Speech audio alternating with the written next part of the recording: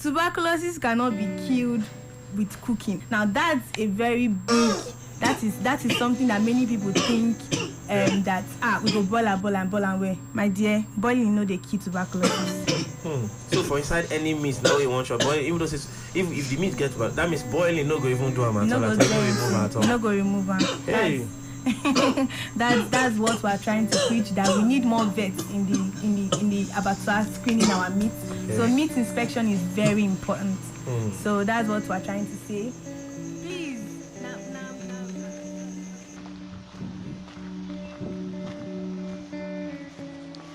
Back in university, a dear friend and colleague died due to tuberculosis.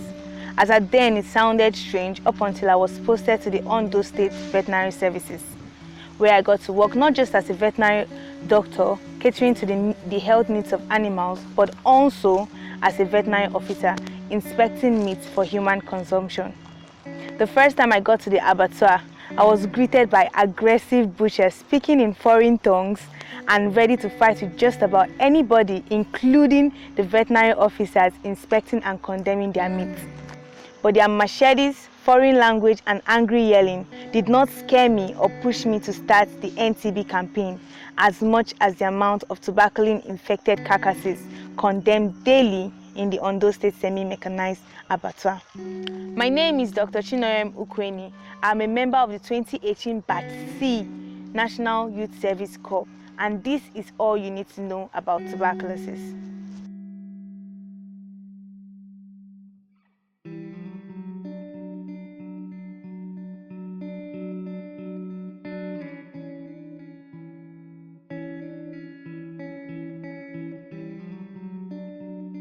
So, what is tuberculosis from your perspective? I honestly do not know. I don't want to make a blunder. Okay. But obviously, the symptoms, I think it's coughing, obviously. So you just need to get it checked. Okay, so when you hear the word tuberculosis, do you think it's something deadly, something that kills, or something that is just like every normal flu? I do not, like I said, I do not know, but I do not think it kills. Yeah. I think any kind of sickness can lead to like fatality, but yeah. I think that tuberculosis is still within. I feel like science has caught up to it, so it can probably be managed. It's a cough, a type of cough. When you cough, you bring out blood and what else? Aerosols. Okay, do you know how it can be contacted? Like how you can contact tuberculosis from another person or an infected person? Somebody who is infected. Yes, ma'am. Yes, you can contact from somebody who is infected. Somebody who has HIV can have it. It's actually zoonotic. That means you can get it from eating the offals of infected animals. No. Okay. I didn't know that. Tuberculosis is also zoonotic, so we're also advocating for better meat inspection and also people to check the meat they buy. Is cough-related, heart-related infection, bacterial infection. True, sir. Resistant bacteria for that matter. Yes, sir. Yeah, it is infectious through the inhaling of infected air. Yeah, it can kill. Yes, sir. That's all I know. Okay. I also want to ask you if you know that tuberculosis is the #1 curable killer disease in the world. I'm not aware of that. Okay. How do you think you can get tuberculosis? I don't really know. You don't know? Okay, no problem. So let me tell you that you can get tuberculosis from someone coughing, someone beside you having tuberculosis, and you can also get tuberculosis from infected animals like cattle eating animals that are infected. So I also want to tell you, do you know that treatment and detection, diagnosis and treatment for tuberculosis is free? Should be nothing is free in Nigeria. No, seriously, but diagnosis and treatment for tuberculosis is totally free. So we're just doing this campaign to let people know that this treatment is going on and it's free. You can just go to any healthcare facility. So if you see someone coughing for longer than 3 weeks, do direct the person to a healthcare facility to just get tested. All right. No, I think from what I don't really know much, but from what I've read on the surface, tuberculosis is more like a communicable something. I think airborne. I think it's airborne. I'm not sure. Then I know the symptoms. This heavy coughing, like you feeling pains, probably in the chest region or something. Oh, well, I don't know, but I know it's infectious. Yes, sir. It's infectious. So you can contact it from somebody who's carrying that infection. That's one thing. Then another thing, maybe, I know it's a virus disease. Okay, sir. So it's actually a bacterial disease. It's a bacteria, it's not virus. Yes, sir. Yes, sir. Because virus is more serious. Yes.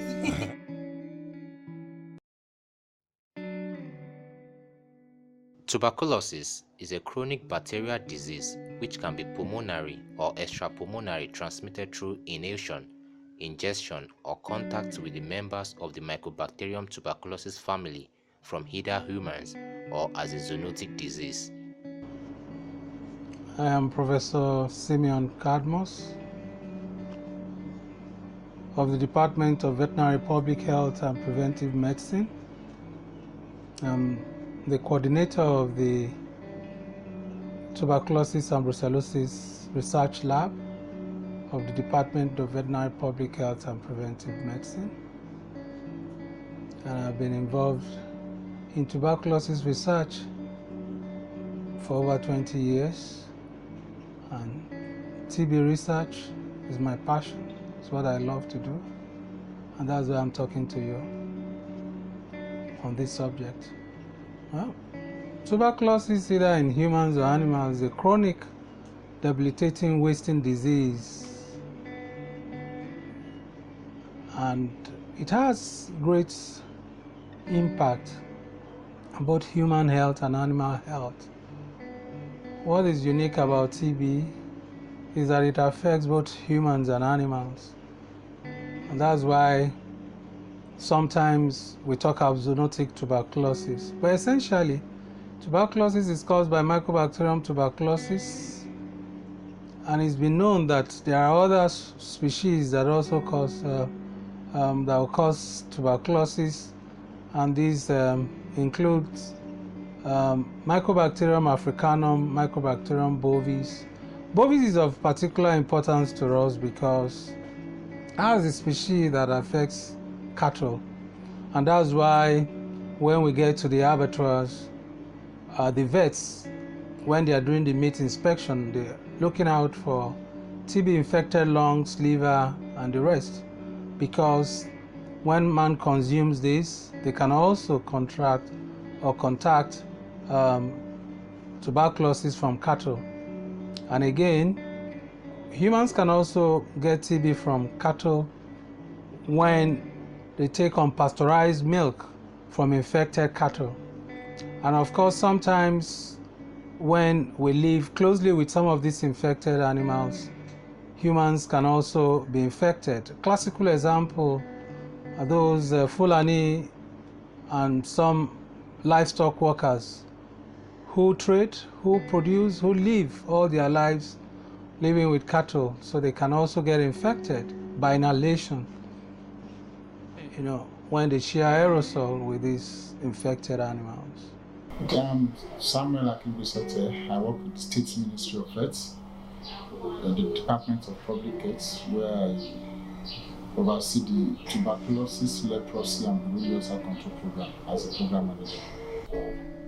Tuberculosis is a chronic infectious disease that is caused by microorganisms, notably Mycobacterium tuberculosis complex. We said complex, we said that we have several of those organisms responsible for causing tuberculosis. So it's commonly affects the lungs, and in 70 to 80% of cases, and the remaining 20 to 30% of cases we see a form of tuberculosis that affects other parts of the body. I'm Dr. Imu Adebayo, the Director of Veterinary Services, Ministry of Agriculture, Ondo State. Tuberculosis is an infectious, highly infectious bacterial disease caused by a bacterium known as Mycobacterium family. And the one that causes the disease in human is Mycobacterium tuberculosis, while the one that causes it in animal is Mycobacterium bovis.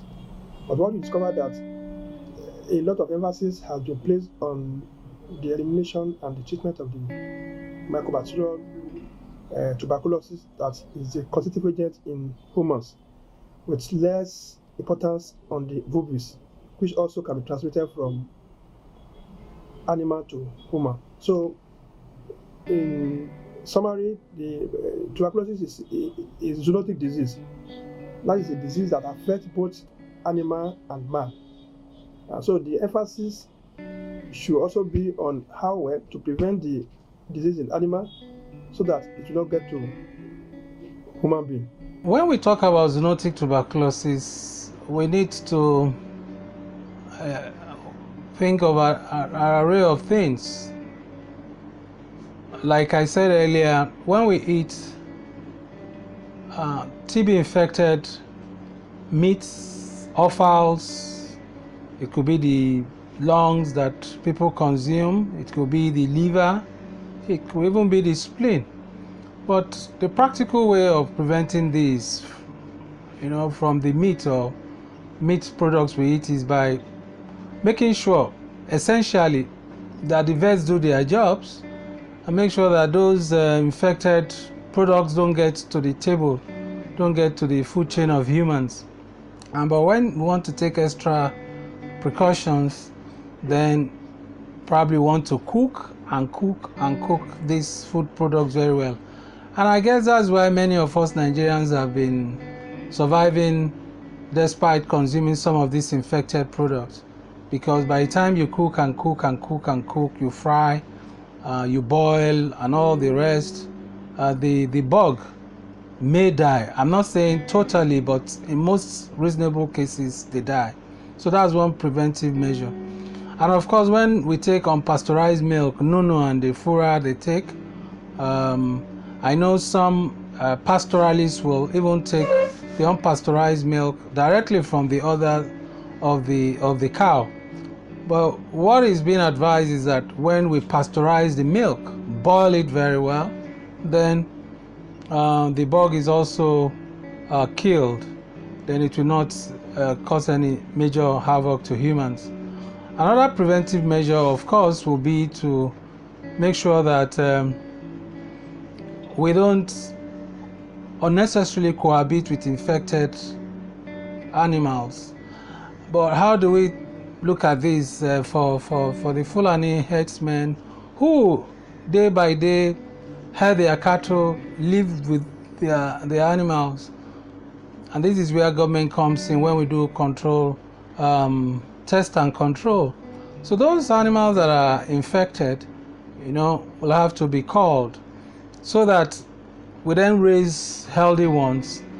And that's what has been done in the developed countries where you have control measures being taken place in terms of massive screening of animals. And when I say massive, I mean massive screening. Conduct test and control measures. So those who are healthy are kept aside, those that are infected are called. And with this, we can then produce healthy animals that will give us healthy milk to drink, and we can then eat healthy meat and meat products.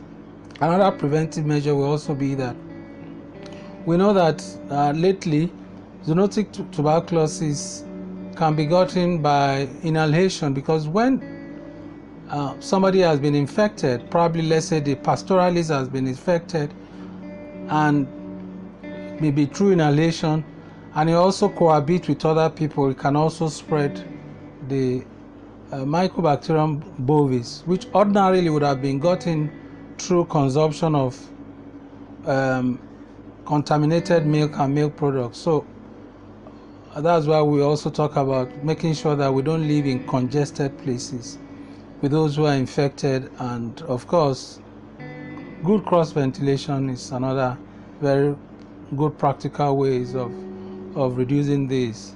And when we want to go further, of course, when we reduce poverty, because when people are poor, they don't eat well, and when they don't eat well, they come down with the bug. And ordinarily, when you talk about TB, it's been said that many of us are infected with the bug. It's just that we have different threshold.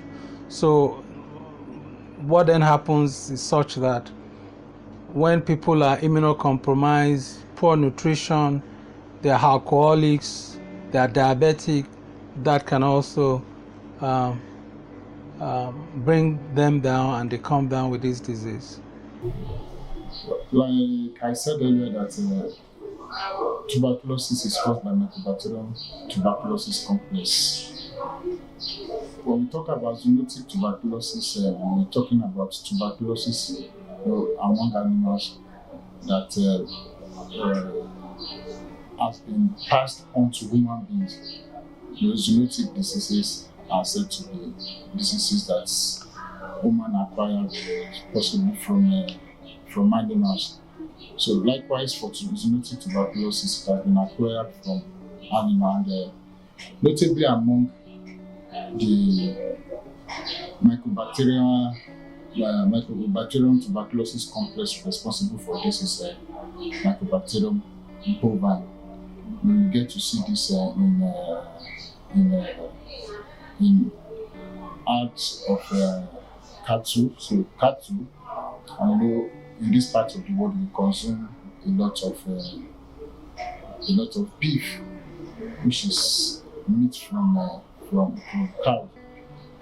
So once we have infected cattle or bovine, we commonly call them bovine, call it bovine TB. Then once one is infected by the consumption of an infected beef, then such individual can come down with tuberculosis, and is transmitted from animal to man. Then we also have apart from cattle, we have other animals that can also cause that can transmit tuberculosis to human by virtue of consumption of the meat.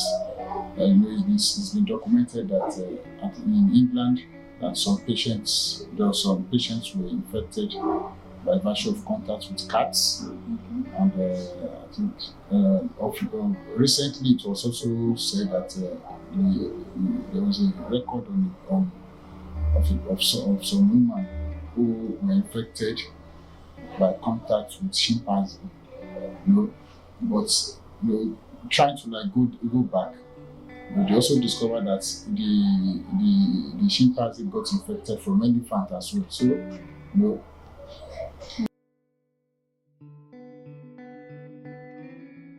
Nigeria is among the 14 high-burden countries for tuberculosis, HIV-associated TB, zoonotic TB, and multi-drug-resistant tuberculosis. Nigeria is the 7th out of 30 countries in the world with high TB burden and is the 2nd in Africa. These statistics keep getting worse with the incidence of zoonosis, drug resistance, and HIV. It is estimated that 63,000 HIV patients get tuberculosis annually. 407,000 non-HIV patients also get tuberculosis annually, with 115,000 HIV negative and 39,000 HIV positive mortalities, summing up to 154,000 mortalities from tuberculosis annually, just in Nigeria. What we can say about TB, bovine TB, is that at least I know that I can say that at least 10% of animals slaughtered, if not more, if thorough meat inspection is done, have bovine TB. And what are these things you see before slaughter? Could be an indicator. When the animals are brought to the abattoir, some of them they're emaciated, some of their lymph nodes are prominent, enlarged. And when you then go further to do the inspection, classically, TB affects the lungs. That's why we call it pulmonary TB. But in some instances, it affects other organs apart from the lungs. And when you see the lungs, of course, you have tubercles all over, nodules spread all over. Sometimes it be miliary, tiny, and stuff all over the lungs, and if it is advanced, you see them quite big. I like to call them tubercles. And when it is really, really bad, of course, the lymph nodes of the affected organs are involved. We talk about the lungs. Then it could spread through the heart, through the liver. And of course, we know liver is a delicacy for those who eat fried rice and what have you. So you see these tubercles on the liver. It also could be seen on the spleen. And the intestine too, you find them in the mesenteric lymph nodes. They will bulge out. For those who have ability to do proper meat inspection, you'll be able to see that. The kidneys may also be affected. And bad enough, and that's why when it affects the lymph nodes of the mammary gland, then of course that's why the milk becomes infected and it becomes something unworthy for us to drink. So I guess these are some of the classical things you see, and that's why I always tell people, when you go buy some of these products at the market or at the abattoir, you need to look closely. When you buy the lungs, you try and palpate. If you see things that are solid, like, most likely that may be TB infected lungs, so you don't buy. And of course, by the time you suspend the lungs you bought in water, if it is healthy lungs, it will float. If it is infected, it sinks in. So you know that you don't use your money to buy problem for yourself. And I guess these are some of the things you will see ordinarily, except if you want to join us in the meat inspection table. What happens to animals that are TB positive and smoking and post-smoking? They are supposed to be destroyed, condemned. They are supposed to be condemned because they are not fit for human consumption, and they are supposed to be incinerated and destroyed so that they don't get into the food chain. My name is Adelusi Ayodele Victor, a medical doctor by profession, and presently I'm the director, Department of Public Health, Ondo State Ministry of Health. I'm responsible for looking after the health of the people of the state. We deal with both communicable and non-communicable diseases. When you talk about public health, you are looking at a whole population, not an individual. Like I said, my primary assignment is looking after the health of the people of the state. I'm aware Dr. Akingbesota will have spoken about the epidemiology, that is the disease burden, the number of people affected worldwide, in the states, in the country, in the states, even locally. We could talk about the number of people affected. It's not sufficient alone identifying the number of people who are affected. The government has put in place a specific program to fast track the diagnosis and treatment of these people. And the federal government set up the National TB Leprosy Borreliosis Control Program to identify as many as possible, put as many as possible on treatment, and cure them. To prevent tuberculosis, you need to identify the source. We refer to it as index case. That is that individual who has tuberculosis who is not on treatment. Once you identify that person, you start treating that person. Within a few days, that person can no longer infect another person. So that's the best way to prevent the disease. Identify that individual who has tuberculosis who is not on treatment. And that's what the program is all about. Identify as many as possible, put them on treatment, and we know once you've identified at least 70% of the targets and you put them on treatment and cure them, within 4 to 5 years, the burden of the disease will significantly go down. Now, we've got countries that have achieved this. I sincerely believe this can be done in this country. But for it to be done, we need to pass the right information to the people, and that people will need to do away with these nuances. Some people believe tuberculosis. When you tell some people this could be tuberculosis, the first thing they will do, I forbid it in Jesus' name. And once you have that kind of attitude, even when the signs and symptoms are apparent, what do? I've seen people that have been, when I was the TB program officer, I've seen people that instead of coming to the hospital, they've been to churches, they've been to herbalists, they've been to Muslim clerics. Look, educated people are that, looking for things that are not lost. But if our people will just do with all these religious and traditional beliefs, anybody would cough. That's why we usually say anybody would cough, at least 2 weeks or more, should visit the nearest health facility where that individual will be assessed. If we think it could be tuberculosis, the test is done free of charge to that individual, and if it is confirmed to be tuberculosis, that individual is put on treatment. If it is not tuberculosis, then the individual is routed through the right means. I mean, that individual is asked to see medically qualified people who will solve the problem for the individual. So what the government, to cut a long story short, what the government has done is putting a special program in place to identify as many as possible and put them on treatment. And the program is, the government has mobilized resources from within and outside for the program to do what it has to do. That's the reason why the diagnosis is free and the treatment is free. The prevalence for tuberculosis, but we don't have a state-specific prevalence rates. What we use is the national prevalence rates. The national prevalence of TBC prevalence survey carried out in 2012 came out to say that in the statistics said for every 100,000 people, we see the prevalence to be 353, meaning that 323 per 100,000 population. That is, if you have 100,000 women, you expect like 323 of them to have tuberculosis. And this is what the country is using, this is what the state is also using, and this is what we also use for the local governments.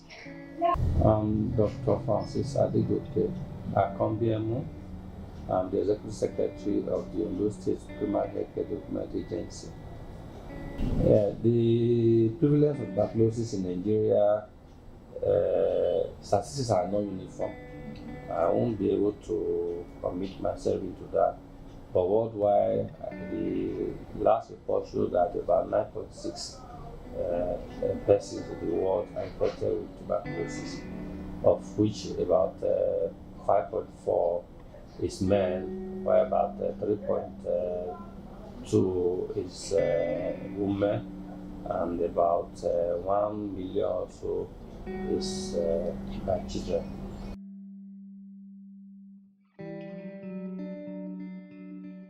Notwithstanding, the number of private hospitals, government medical centers, and over 6,000 directly observed treatment centers scattered in every local government of the 36 states of Nigeria offering free tuberculosis diagnosis and resistant, there is still a very low data on tuberculosis cases in both adults and children reported to the health care facilities.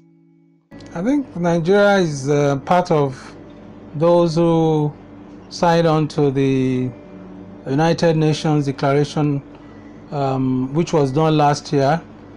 And that was, they call it the high-level meeting at the United Nations. And I know the wife of the president is the Nigerian ambassador towards making sure we control and eradicate this disease. But that aside, practically, I think we've had an expansion of the directly observed treatment centers where they treat TB patients, and there has been increase in diagnosis through the introduction of the gene experts. The gene experts has come up as a new technology that within 2 hours you could diagnose those who have TB. But the problem we have is that we don't have functional dot centers, and we don't have enough diagnostic capacity to cater for those who have this problem. Because as I speak, I think they say we have roughly 300 and something gene expert machines, And that means these gene expert machines has not covered the whole nation, where we have 774 local governments. And in each local government, if we are really at speed with what we're supposed to be doing, I guess we should have over 3,000 gene expert machines, so that as many people as possible will be screened, since we are making gene expert machine the technology of choice instead of the conventional microscopy. Government has a lot to do, and unfortunately government is also dependent on foreign support. The question there is, if the foreign support drains out as it is, what happens? We have to be able to take care of our people.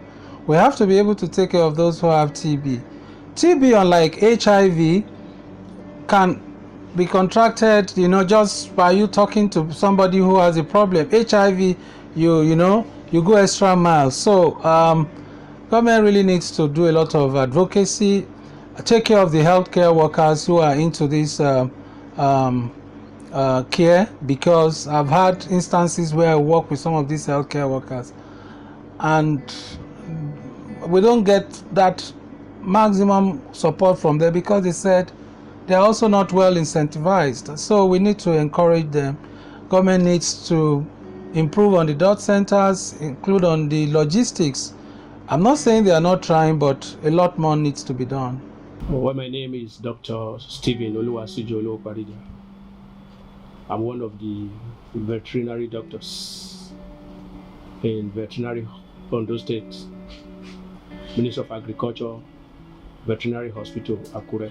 Control, or maybe prevention. When ideally, if you see if there is any sign of TB in any animal, the ideal thing is to remove and condemn and bury.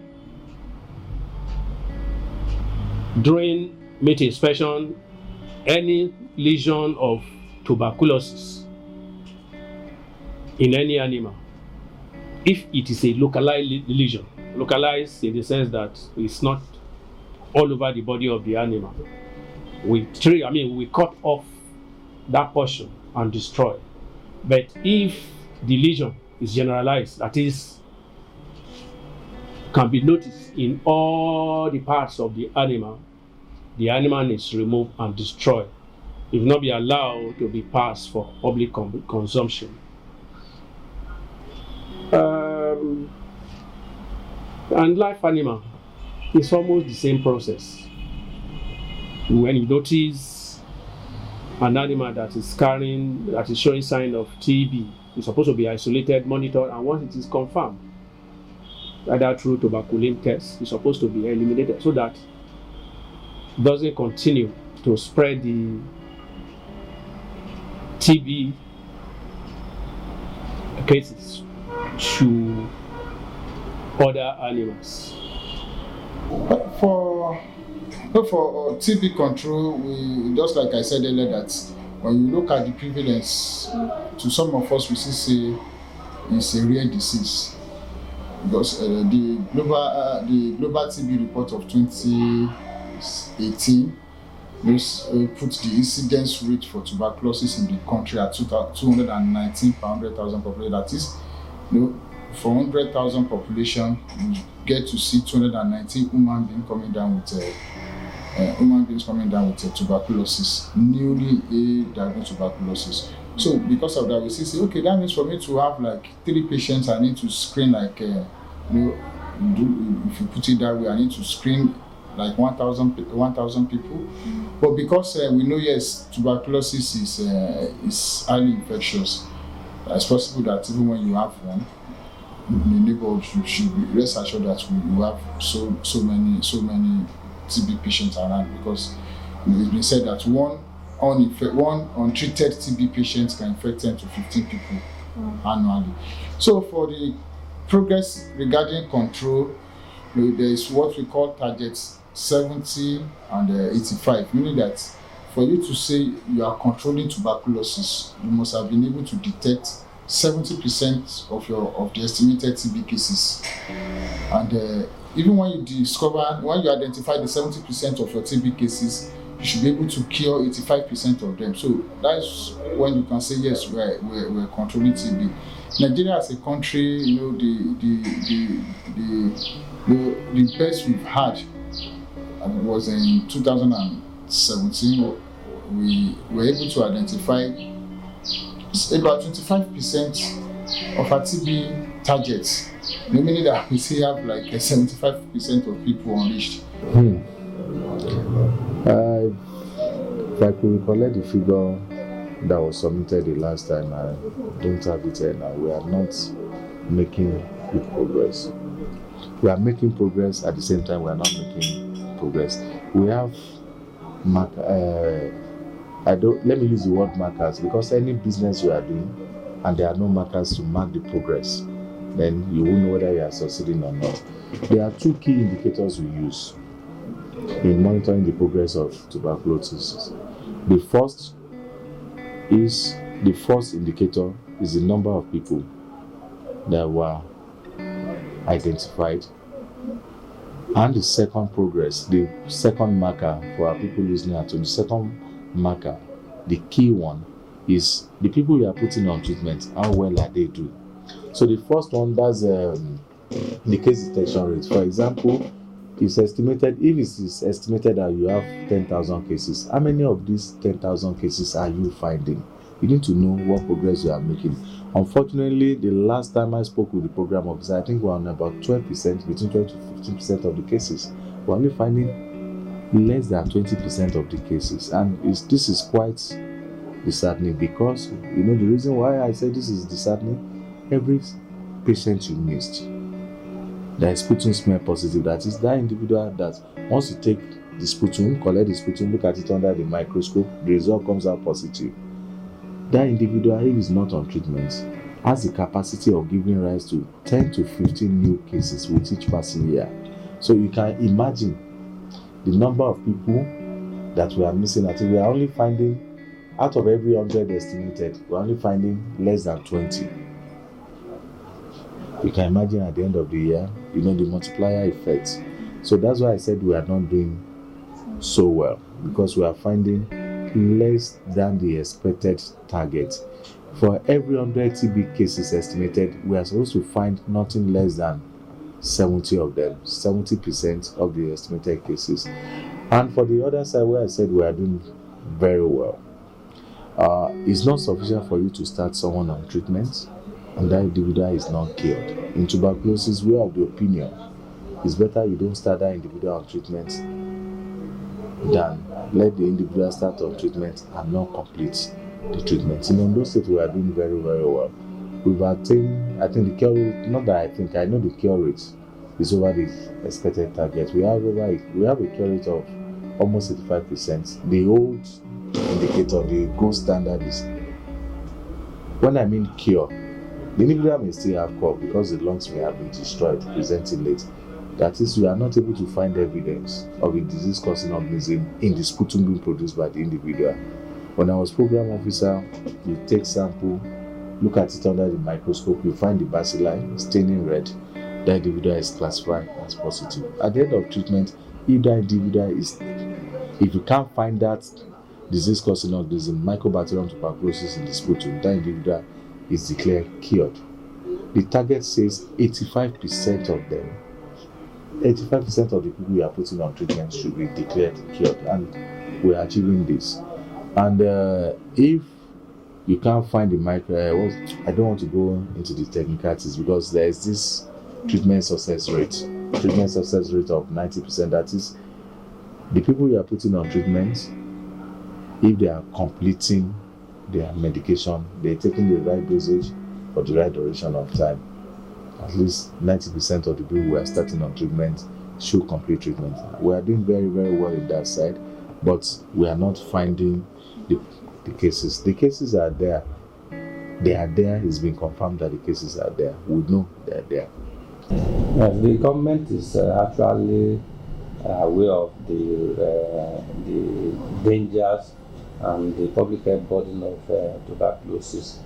During the last TB day, the state government committed resources into public enlightenment. If you will recall, staff of this agency went out for public campaign enlightenment of the public, and case searching in respect of TB has to increase in this agency. And one way of getting good results in case searching is having a standard laboratory, and that is why recently Mr. Governor have approved the recruitment of laboratory technicians and scientists, including other health workers, who will be involved in case searching and laboratory investigation. In other words, government commitment on TB eradication is higher than ever. It's a record that this is the first bold attempt by any government, not only in Ondo State, across the country, to really agree to injecting new laboratory workers into the human health care system, and their responsibility is to help in the diagnosis of all kinds of diseases, TB as one of the special focus.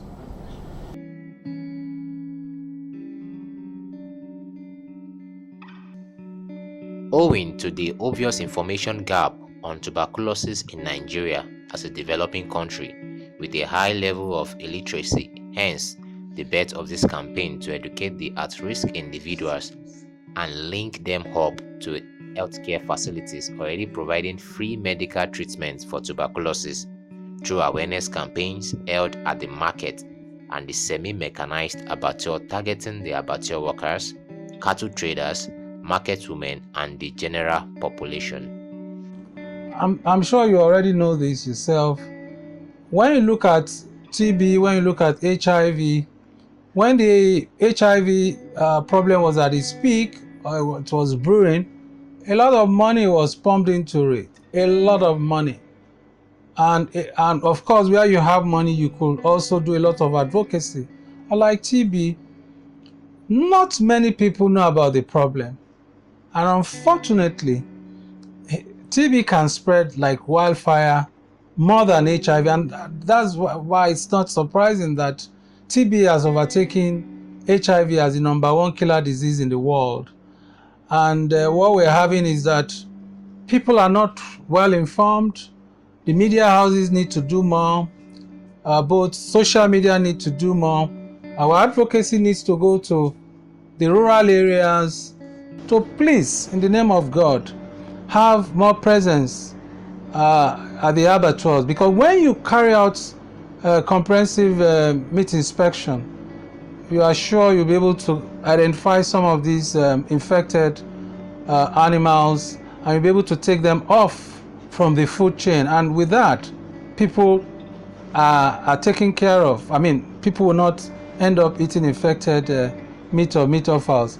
And unfortunately, again, we know that because of poverty and ignorance, people, just like in Oyo State, they call it fukwelegusi, and it's supposed to be a delicacy, and it's because of ignorance. So I guess education, with the vets doing their job, government doing some bits, and all of us as a people, we are doing what we're supposed to do in terms of awareness, taking it to the primary school, to all the facets of our lives. I'm sure we'll be able to get things going, and we'll take care of this problem. Government, it has been doing a lot in the issue of advocacy, and I believe majority of Nigerians, we do not know much about TB.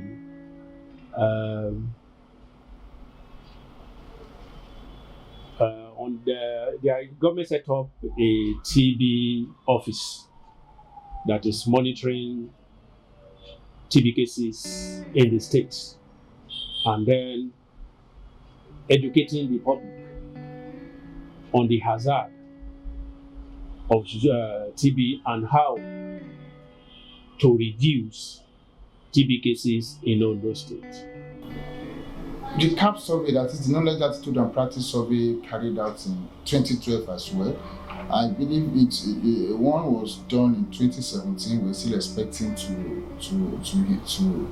the national program and the partners to roll out this information so that we can see. But as at 2012, from that report, the CAP survey report, it was said that about 30% of Nigerians don't have, they don't really have the basic information on tuberculosis. And if you want to control a disease, then the general population should know about that disease. Just like when the battle against HIV started in the country, it used to be a thing that but now people are aware, they want to go for that. But for TB, you see that yes, that's already that a lot of people don't really have that information. I think I've been to local government before that. The local council government chairman for that particular local government was surprised when I said, okay, we have TB patients there. We still have TB, an educated fellow, to say that. So because of that, yes, we're not really, people don't really have the basic information on tuberculosis, and that is what it's an area that we are looking into. And we commonly say that when you switch on your television or your radio, you get to hear messages on HIV, on malaria, which these diseases are not airborne, but the one that is airborne, which is tuberculosis, you don't get to hear anything.